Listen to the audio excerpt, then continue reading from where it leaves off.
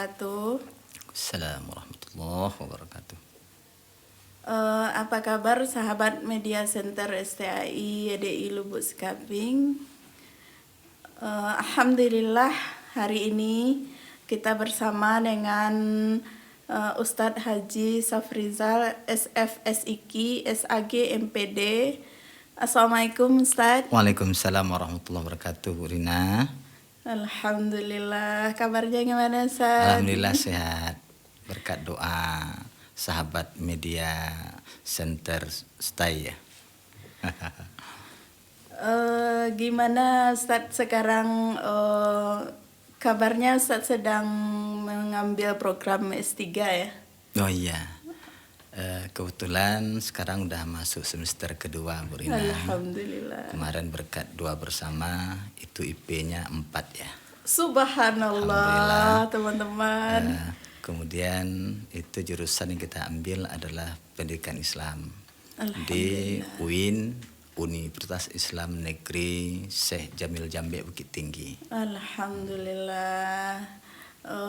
Menginspirasi ya teman-teman, di samping bekerja sebagai dosen STAI YDI Lubuk Sekaping, Ustadz Safrizal juga salah satu mahasiswa di S3 IAIN Bukit Tinggi. Bukan, UIN ya. UIN sekarang UIN saya. sekarang. Dan juga beliau aktif di BKMT Sumbar. Nah, hari ini diamanahkan sekarang Bu Rina itu sebagai Ketua Umum Dai-Daiyah BKMT Sumatera Barat, sekaligus sekretaris Badan Kontak Majelis BKMT Sumatera Barat itu. Subhanallah, super sekali Ustadz. Jadi gini Ustadz, kita lihat akhir-akhir ini begitu juga dengan pengajuan proposal atau skripsi dari mahasiswa kita Ustadz. Kebanyakan sekarang yang membahas tentang dekadensi moral gitu Ustadz. Kemerosotan akhlak generasi ya. Jadi baik itu di bidang pendidikan, itu teman-teman banyak yang mengeluh tentang kok anak-anak sekarang nakal sih gitu. Tidak seperti zaman kita dulu Ustadz. Nah apalagi kalau di sekolah, kalau kita tadi bicara pendidikan Islam saya, itu di sekolah itu mereka udah berani berkata kasar kepada gurunya, cabut. Terus ada lagi yang nauzubillah sekarang ya, walaupun rokok itu tidak haram Ustaz ya. Tapi ada siswa yang umurnya masih siswa itu sudah santai saja merokok di depan umum gitu Ustaz. Jadi mungkin bertanya-tanya di pikiran kita, kenapa itu terjadi Ustaz gitu, kalau menurut Ustaz. Iya. Baik, terima kasih Bu Rina yang sangat luar biasa ini. Assalamualaikum warahmatullahi wabarakatuh. Waalaikumsalam warahmatullahi wabarakatuh. Yang kita banggakan tentu sahabat-sahabat kita ya, Media Center Stay YDI Lubuk Sekaping dimanapun mereka berada. Benar sekali Bu Rina, ketika kita coba ya, ataupun ketika saya keliling ceramah khususnya di Lubuk Sekaping dan Sumatera Barat, pertanyaan yang sama itu sering muncul loh Bu Rina.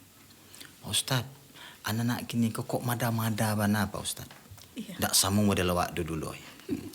Nah sebenarnya 14 abad tahun yang lalu itu Allah telah menginformasikan kepada kita dalam surah An-Nisa ayat 9 itu, wal yakhsal ladzina law taraku min khalfihim zurriyatan di'afa. Kata Allah, wahai Bu Rina, wahai sahabat-sahabat Media Center sekalian yang sudah punya anak, nah, jangan sampai kita tinggalkan generasi yang lemah. Nah, kalau kita di Minang, wahai nenek mama, alim ulama, cerdik pandai, jangan sampai kita tinggalkan anak cucu kemanakan setelah kita zuriatan di'afa. Lantas, apa kata Ibnu Katsir dalam tafsir dan zuriatan di'afa di sini Bu Rina? Ada 4 loh Bu Rina. Yang pertama, kata Ibnu Katsir, jangan sampai kita tinggalkan generasi kita itu pertama yang lemah fisiknya. Hari ini heboh kita dengan stunting. Quran sudah ngomong 14 abad tahun yang lalu. Jangan sampai anak kalian tuh stunting. Allah telah ingatkan itu.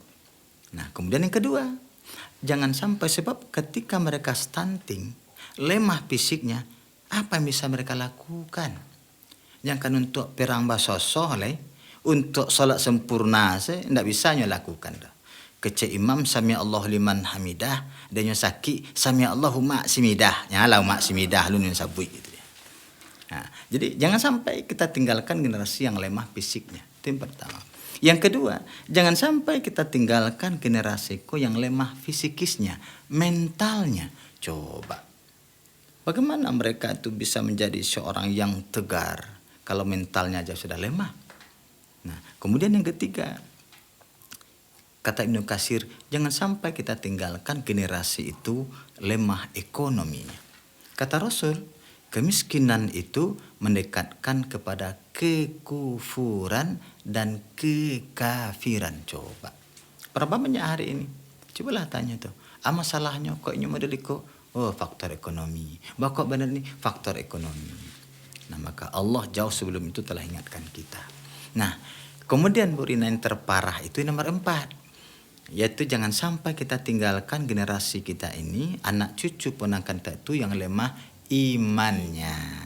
Nah, kalau imannya kuat Bu Rina, lamahna ekonomi beko tidak akan terpengaruh dia. Karena imannya ada. Lemah mana fisiknya beko tidak akan pengaruh. Kan banyak juga orang yang tunanetra itu prestasinya bagus, yang udah banyak hafal Quran. Ya, kenapa? Tapi keinginan secara keimanannya bagus. Nah, kalaulah seandainya kita tinggalkan generasi kita tuh lemah imannya, nah apa kata Allah? Dalam surah Maryam ayat 59 itu, fa khalafa mim ba'dihim. Akan datang setelah kita suatu generasi anak cucu kemanakan tuh dua Bu Rina. Pertama, mereka itu akan melalaikan sholat. Coba. Nah, sekarang coba kita lihat hari ini. Iya, masjid-masjid aja sunyi. Betul. Masjid-masjid udah begitu bagus, pemerintah mega, bagus mega, sementara sunyi dari memakmurkan isinya. Kemana mereka? Nah, padahal kalau menurut logika itu seharusnya, nah motivasi Rasul itu apa? Nah, salah satu nanti yang mendapat naungan di akhirat itu apa? Yaitu seorang pemuda yang tergantung hatinya ke masjid, memurkan masjid. Kau hendak nak mati bisu, ini sih masjid itunya kan? Nah, itu dia. Nah, kemudian yang kedua apa? Mereka akan datang generasi itu yaitu taba'us syahwat, memperturutkan hawa nafsunya. Nah, coba kita lihat hari ini. Tidak dapat kandaknya dah melakainya. Tidak dapat kandaknya membegalnya. Tidak dapat yang dia inginkan mencilapnya, mencurinya kan. Nah, ini nih. Nah, inilah yang begitu banyak terjadi hari ini Bu Rina. Kalau kita lihat di zaman sekarang ya sangat berbeda sekali dengan zaman-zaman kita. Iya, iya. Jadi kira-kira dari uraian tadi Ustadz gimana solusinya gitu. Karena memang sebagai pendidik dan juga sebagai mungkin yang selalu dekat dengan anak-anak, dengan mahasiswa Ustaz ya. Jadi kita juga nggak tega melihat kejadian-kejadian ini, apalagi kadang-kadang ketika keinginannya tidak dipenuhi oleh orang tuanya, dia menjadi durhaka gitu. Jadi mohon solusinya Ustaz. Luar biasa Bu Rina. Jadi sebenarnya apa sih solusi yang harus kita lakukan untuk menghadapi dekadensi moral ini? Yang pertama tadi mesti kita mantapkan keimanan anak-anak kita ini. Kalau mereka sudah tahu bahwa melakukan durhaka pada orang tua ini adalah masuk dosa besar, nah, kemudian ketika kita menganiaya teman termasuk dosa, nah mereka kan dengan sendirinya ketika mereka sudah paham dengan itu dia akan terfilter sendiri Bu Rina. Nah, maka Allah akan angkat darjat kita ini itu dengan iman. Yarfa'illahu alladzina amanu, dengan iman. Jadi tugas kita selaku pendidik, selaku orang tua, mesti ada azam kita yang kuat untuk menanamkan nilai-nilai keimanan kepada anak-anak kita ini. Nah, seperti yang dilakukan oleh para Luqmanul Hakim, pada Ibrahim terhadap Ismail, kemudian Muhammad terhadap Fatimah, ya kan? Nah, sesungguhnya kan ini keluarga itu ada 4 loh, Bu Rina. Pertama ada keluarga Abu Lahab. Iya. Ayahnya ndak sembayang, amaknya ndak sembayang, anaknya ndak sembayang. Tabat tiada abi lahabi matab. Yang kedua, keluarga Nabi Nuh dan Nabi Lut. Ayahnya sembayang, amak juga anaknya ndak.